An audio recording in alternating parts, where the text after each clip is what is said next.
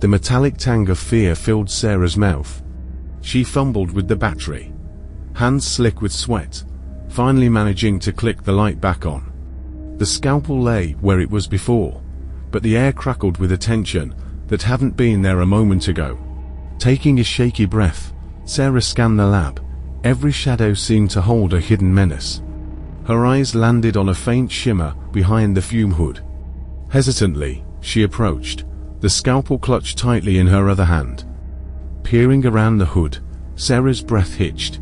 Scrawled on the dusty fume hood glass in a spidery red scrawl were two words. It wasn't an accident. Blood roared in her ears. This wasn't a prank. This was a chilling message, a confirmation of her suspicions. A choked sob escaped her, and the sound echoed eerily in the silent lab. Suddenly, a loud bang from the hallway sent Sarah scrambling. The sound was followed by the unmistakable click-clack of footsteps approaching. Panic surged through her. She had to get out of there. Without thinking twice, Sarah darted towards a side door leading to a storage closet. She slammed it shut, just as the doorknob of the main lab door began to rattle. Heart pounding, she pressed herself against the wall, listening to the muffled sounds of someone searching the room. A low growl emanated from outside the door. Sarah's blood ran cold. This wasn't human. A metallic clang followed by a sickening scraping sound sent shivers down her spine. The intruder was trying to break through the door. Desperate, Sarah frantically scanned the closet. Her eyes landed on a forgotten toolbox in the corner. With trembling hands, she opened it and rummaged through its contents. Relief flooded her as she found a crowbar. Just as the scraping sound intensified, Sarah braced herself and slammed the crowbar against the flimsy door handle. It gave way with a splintering crack. Sarah threw herself through the opening, tumbling into a narrow hallway. Behind her, the monstrous growl echoed, filled with rage and frustration. Ignoring the throbbing pain in her ankle, Sarah stumbled down the hallway, adrenaline coursing through her veins. She didn't know where she was going, just that she needed to get away. The once familiar halls of Blackwood now seemed like an endless labyrinth. Every turn seemed to lead to another dead end. The growls grew fainter, but the oppressive silence offered no comfort. Sarah was lost, alone, and hunted. Finally, exhaustion overcame her. She slumped against a wall, the flickering beam of her flashlight casting grotesque shadows around her. Tears streamed down her face, a mixture of fear and determination. Sarah knew she couldn't stay here. She had to find a way out, a way to expose what was happening at Blackwood. But with each passing moment, the enormity of the task seemed insurmountable. Then, a flicker of movement in the distance caught her eye. Was it just a trick of the light? Or was someone there? Gripping the crowbar tightly, Sarah took a deep breath and made a decision. She wouldn't let fear paralyze her. She would find out the truth, no matter the cost. The figure in the distance remained motionless, a silhouette shrouded in darkness. Sarah weighed her options. Charging in recklessly would be foolish, but retreating only invited further torment. She opted for a cautious approach. "Hello," her voice came out barely a whisper, raw with fear and exertion. The figure remained still, but a faint hum seemed to emanate from its direction. Curiosity, tinged with desperation, propelled Sarah forward. As she drew closer, the shape resolved into the form of a janitor's cart, overflowing with cleaning supplies. Relief washed over her, so intense it almost made her knees buckle. But then, a blood-curdling scream pierced the silence, shattering the fragile peace. It came from the direction of the main entrance. Sarah's heart lurched. Was it someone else trapped in the school? Or worse, had the creature found another victim? The scream was cut short by a sickening thud, followed by an unsettling silence. Duty battled with fear in Sarah's mind. She couldn't leave whoever it was at the mercy of that thing. Clutching the crowbar, she crept towards the main entrance, her every step heavy with dread. Pushing open the heavy oak doors, Sarah was greeted by an unsettling tableau. The moonlight filtering through the dusty windows illuminated the lobby, revealing the lifeless body of the school security guard, Mr. Henderson, sprawled on the cold floor. His face, contorted in a silent scream, was a mask of terror. A wave of nausea washed over Sarah. This wasn't a prank, or a lab accident. This was something far more sinister, and she was in way over her head. Tears pricked her eyes, blurring her vision. But amidst the grief and terror, a spark of defiance flickered to life. Mr. Henderson's death served as a grim reminder of the stakes. She had to get out of Blackwood and tell someone about what was happening, about the truth behind the accident and the monster lurking within the school walls.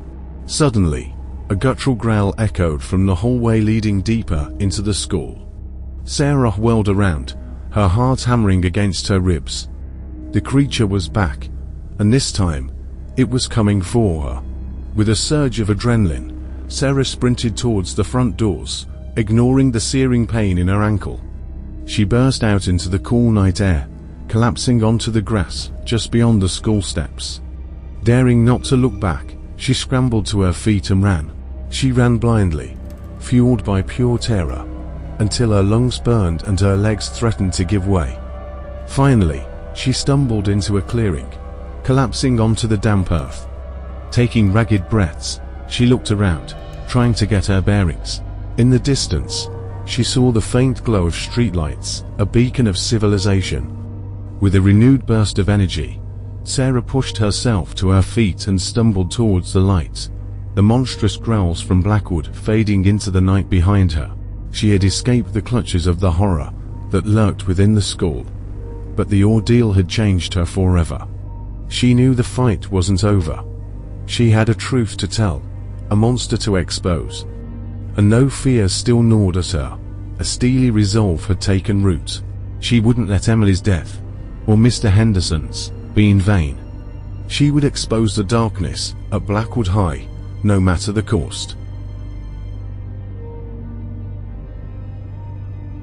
The flickering streetlights cast dancing shadows on the sidewalk. Sarah stumbled towards them, a ragged symphony of gasps and sobs escaping her lips. Every creak of a branch, every rustle of leaves, sent a fresh jolt of terror through her. Reaching the street, she finally managed to flag down a passing car. The kind-faced woman behind the wheel, alarmed by Sarah's disheveled appearance, ushered her in without question. As Sarah recounted her nightmarish experience, the woman's initial concern morphed into a skeptical frown. "Honey," the woman said, her voice gentle but firm, "Blackwood's been closed for a year. They condemned the building after that accident." Sarah's stomach lurched. Was she hallucinating? Had the trauma warped her perception? But Mr. Henderson's lifeless body, the chilling message scrawled in red, the monstrous growls, they couldn't be figments of her imagination. Desperate to prove her sanity, Sarah blurted out, the message on the fume hood. It said, "It wasn't an accident." The woman's eyes widened. "The fume hood. You shouldn't have gone in there," she whispered, her voice tinged with fear.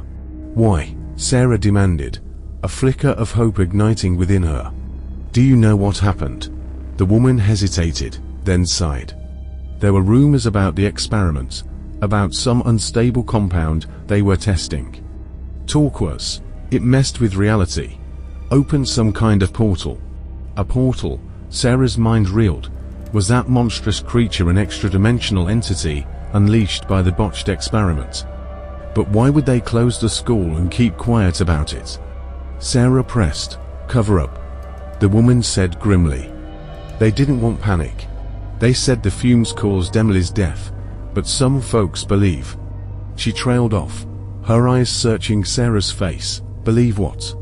"Some folks believe Emily was sacrificed," the woman whispered, sending shivers down Sarah's spine. The revelation ignited a fire within Sarah. This wasn't just about her fear anymore. It was about uncovering the truth, about honoring Emily's memory. The woman dropped Sarah off at the police station, her initial skepticism replaced by a hesitant belief. However, convincing the police of her tale was another challenge. The story of a haunted school and a monstrous entity strained credulity. Refusing to be deterred, Sarah reached out to a local journalist known for his investigative pieces. He listened intently, a glint of intrigue in his eyes. Sarah knew she needed proof, something tangible. She remembered the message on the fume hood. It was a long shot, but maybe, just maybe, there were traces of the message left, even if the school was deemed unsafe. With the journalist's promise of backing and protection, Sarah embarked on a risky plan. They snuck into the condemned Blackwood under the cover of night. The air inside was thick with dust and decay, the silence broken only by the nervous rasp of their breaths. Reaching the science lab, Sarah's heart pounded with a mix of terror and anticipation. But to her utter dismay, the fume hood glass was pristine. No trace of the message. Disappointment threatened to consume her. Just then, the journalist pointed at the floor. Half hidden beneath a broken beaker was a small, dusty notebook. Sarah's breath caught in her throat. Could this be Emily's lab journal? Could it contain the truth about the experiment? Escape from the school proved as nerve-wracking as their entry. But this time, they had something, a potential key to unlocking the secrets of Blackwood High.